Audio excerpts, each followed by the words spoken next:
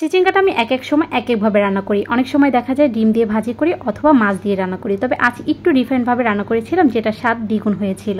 আজ মাসকালাই ডাল দিয়ে চিচিঙ্গা রান্না করব। সেজন্য এখানে 1 কাপের মতো মাসকালাই ডাল ভিজিয়ে রেখেছি। আর ডালটা কিন্তু আগে থেকেই ভাজা ছিল।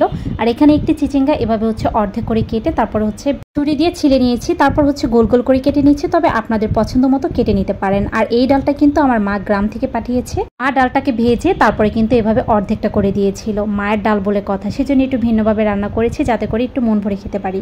চিচিঙ্গা কেটে নেওয়া হয়ে গেলে একটি ফ্রাই প্যানের মধ্যে পরিমাণ মতো তেল দিয়ে দিলাম। আর পেঁয়াজ কুচি দিয়ে দিয়েছি কিছুটা। আর আমার রান্নাটা কিন্তু একেবারেই সিম্পল। সবসময় আমি যেভাবে রান্না করি ঠিক সেভাবেই রান্না করার চেষ্টা করি। আর এই সিম্পল রান্নাগুলোই কিন্তু আমার ঘরের সবাই পছন্দ করে। তো এখানে 1/2 চামচ আদা আর রসুন বাটা দিয়ে দিয়েছি। তারপর তেলের সাথে ভেজে নিয়েছি। তো ভেজে নেওয়া হয়ে গেলে এখন পরিমাণ মতো একটু পানি দিয়ে দিয়েছি মশলাগুলো কষিয়ে নেওয়ার জন্য। 1/2 চা চামচ দিয়ে দিয়েছি হলুদের গুঁড়া আর 1 চা চামচ দিয়ে দিয়েছি মরিচের গুঁড়া। 1/2 চা চামচ দিয়ে দিচ্ছি ভাজা জিরা গুঁড়া, স্বাদ মতো দিয়ে দিচ্ছি লবণ। আর এখন দিয়ে দিচ্ছি রসুন কুচি, যেটা আমার ফার্স্টে দিতে একটু মনে ছিল না। এ পর্যায়ে অ্যাড করে দিলাম। আর এখন মশলাটাকে খুব ভালোভাবে কষিয়ে নেব। আর রসুন কুচিটা কিন্তু অবশ্যই পেঁয়াজের সাথে ভেজে নেবেন। মশলাটা খুব সুন্দরভাবে কষিয়ে নেওয়ার জন্য ঢেকে দিচ্ছি। আর এতে করে কিন্তু মশলাটা খুব সুন্দরভাবে কষিয়ে নেওয়া হবে।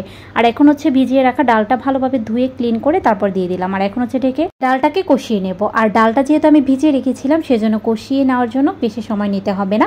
ডালটা কিন্তু খুব সুন্দরভাবে তাড়াতাড়ি করে কুক হয়ে যাবে। ডালটা কিছুক্ষণ কষিয়ে নেওয়ার পর এখন চিচিঙ্গাগুলো দিয়ে দিচ্ছি। কেটে নেওয়ার পর চিচিঙ্গাগুলো আমি পানি দিয়ে ধুয়ে নিয়েছিলাম। আর এখন ডালের সাথে আবারও কিছুক্ষণ কষিয়ে নেব, প্রায় 4 থেকে 5 মিনিটের জন্য। এরই মধ্যে কিন্তু চিচিঙ্গাগুলো অনেকটাই সিদ্ধ হয়ে যাবে। আর ঢেকে এখন ওয়েট করছি প্রায় 4 থেকে 5 মিনিটের জন্য। আর এই ক্ষেত্রে চুলার আঁচটা একটু মিডিয়াম থেকে লোতে রেখেছিলাম। আর এখন কষিয়ে নেওয়া হয়ে গেলে ঝোলের জন্য পানি দিয়ে দেবো। আর পানিটা কিন্তু অবশ্যই আমি গরম পানিটা অ্যাড করব। গরম পানি দিলে কিন্তু রান্নাটা খুব টেস্ট হয় আর কিন্তু খুব তাড়াতাড়ি সিদ্ধ হয়ে যায়। সেজন্য আমি বরাবরই চেষ্টা করি যে কোনো রান্নাতে একটু গরম পানিটাই অ্যাড করতে। এখন ঢাকনা দিয়ে ঢেকে দিচ্ছি। আর ঢেকে দেওয়ার পর কিছুক্ষণ পর আবার চেক করে নিচ্ছি যে সবগুলো ভালোভাবে সেদ্ধ হয়েছে কিনা। তো আবারও কিছুক্ষণ এভাবে নেড়ে ছেড়ে তারপর আবার একটু ঢেকে দিচ্ছি। আর ডালটা কিন্তু একটু সময় নিচ্ছিল সেদ্ধ হওয়ার জন্য, সেজন্য আবার কিন্তু ঢেকে দিচ্ছি। আপনারা যদি ঝোল রাখতে চান তাহলে কিন্তু পানির পরিমাণ একটু বাড়িয়ে দিতে পারেন।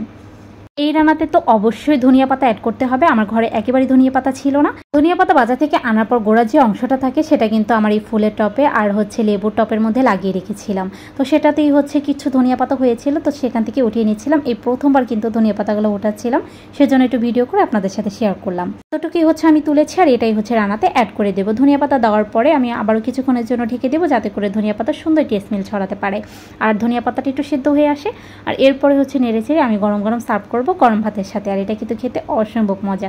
একবার হলেও কিন্তু মাসকালাই ডাল দিয়ে এভাবে রান্না করে দেখতে পারেন।